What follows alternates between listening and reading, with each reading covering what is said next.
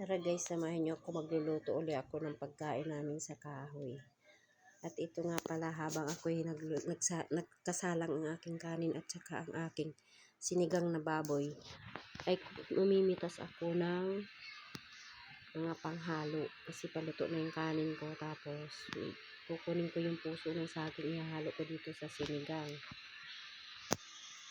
Nagsisibak din ako ng maliliit na kahoy kasi hindi siya lumilingas dahil nabasa yata ito ng ulan. Kailangan may mga maliliit na kahoy na igagatong. Panoorin niyo ako kung paano ako magluto sa kahoy. Shout out sa mga marunong magluto sa kahoy at kumakain din ng luto sa kahoy.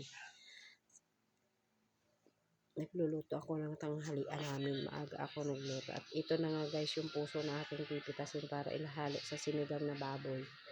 Gagawa ako ng panundot ng puso, lalagay ko yung bulo dun sa dulo ng kahoy para makuha ko yung puso na yan. Panoorin nyo kung paano ko kukain yung puso na yan guys. Sundutin ko lang yan. At ito na nga guys, ayan, pinitas ko din yung aking mga talong at saka mga panghalong kangkong dyan. Ayan na, nakuha ko na dyan sa bukid. Diyan ko lahat kukuhain yung ihahalo ko ngayon sa sinigang. At ito, susundutin ko na siya, gumawa. Lagay ko yung karit ng puso ng saging para makuha ko siya. Panoorin nyo guys kung paano ko siya sundutin. Ayan ha, ayan na guys, sinusundot ko na siya. Sana madali ko makuha kasi may mga langgam yan. Dito ako ngayon sa bukid-bukidan ko, nagluluto ako ng pang-ulam namin at tanghalian. Nang malengke kasi ako ng umaga, bumila ako ng liempo ng baboy, so iluluto ko siya sa sinigang. Ayan, nahihirapan ako sundutin ko yung puso ng saging, kaya inayos ko yung tali ng bolo. So ito na nga guys, at aking sinusundot na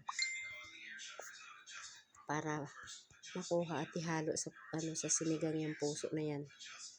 Panoorin niyo kung paano ko mapipitas. Ang mahirap pala manundot ng puso ng saging, mataas kasi. Nilagay ko lang siya sa kahoy na tuyo, yung bolo na pangsundot para lang makuha. Kasi masarap ang puso ng saging sa sinigang ng baboy. Malasa siya. O ayan na guys, nangangalaglag na yung mga palikpik ng dahon ng saging na aking ihahalo. Yun. O, diba?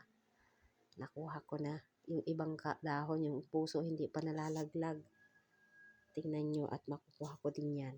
Ihalo kaya sa sinigang. O, masarap yan. Panoorin nyo. Yan, malapit na. Malapit na guys. Ito na nga, nasundot ko na yung puso ng saging. Ayan na, ayan o, ang laki diba? Ihalo ko yan sa sinigang na. Yan, at ito nagsibak din pala ako ng tuyong kahoy para igatong ko ng malingas yung aking paglulutuan. Kasi itong mga nakahilerang kahoy na to ay nabasa ng ulan yan dahil wala kami ng 2 araw dito sa aming bahay.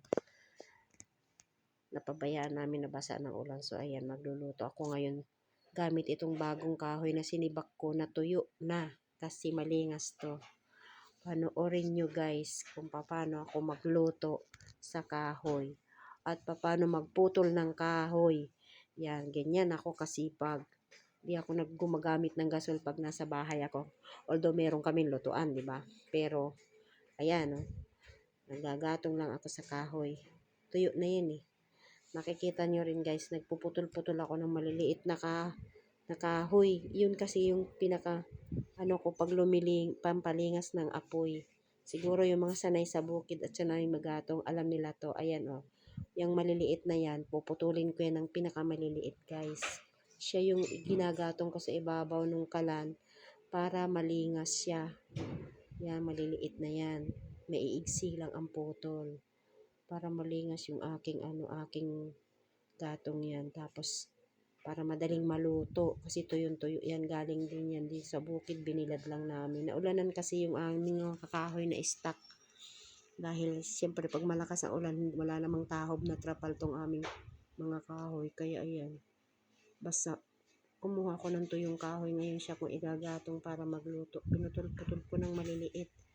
At tara na, guys, ganyan din ba kayo? Marunong din kayo magluto sa kahoy? Luto na ang aking tanghalian. Maaga akong namalengke kasi maaga din ako nagluto. Bye-bye guys.